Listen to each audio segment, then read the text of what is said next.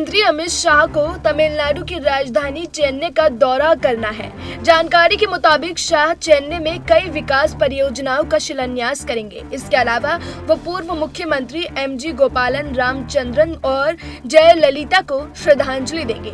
शाह चेन्नई में सुपरस्टार रजनीकांत से भी मुलाकात करेंगे। माना जा रहा है कि विकास परियोजनाओं को शिलान्यास अमित शाह का प्रमुख मकसद नहीं है।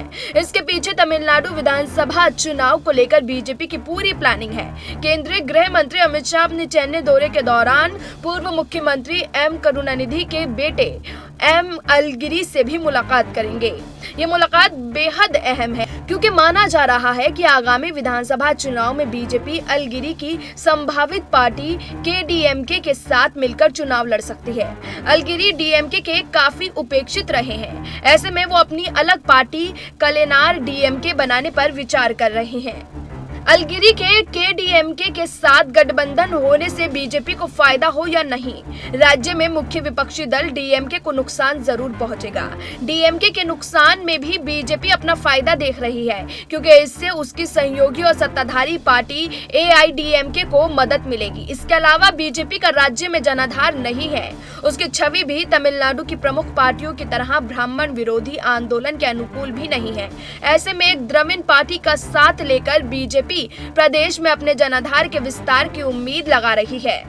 राज्य में बीजेपी का सत्ताधारी एआईएडीएमके के साथ गठबंधन है। दोनों पार्टियों के बीच हाल के दिनों में तल्खी बढ़ने के संकेत भी मिले हैं। जयललिता के निधन के बाद पार्टी के करीबी कई उद्योगपतियों के यहां छापेमारी और इसके अलावा बागी नेता ओ पनीरसेल्वम के विरोध और पार्टी के विभाजन तक में बीजेपी का हाथ माना जाता है। बताया जा रहा है कि डीएमके के शीर्ष नेतृत्व के पास बीजेपी की ऐसी आक्रामक सियासी नीतियों से निपटने में दक्षता नहीं थी। ऐसे में पार्टी का बीजेपी से गठबंधन को मजबूरी ही माना जा रहा है। हाल ही में वेल यात्रा को लेकर बीजेपी और एआईडीएमके के मानतांतर खुलकर सामने आए थे। सत्ताधारी दल ने राज्य में बीजेपी के वेल यात्रा पर रोक लगा दी थी।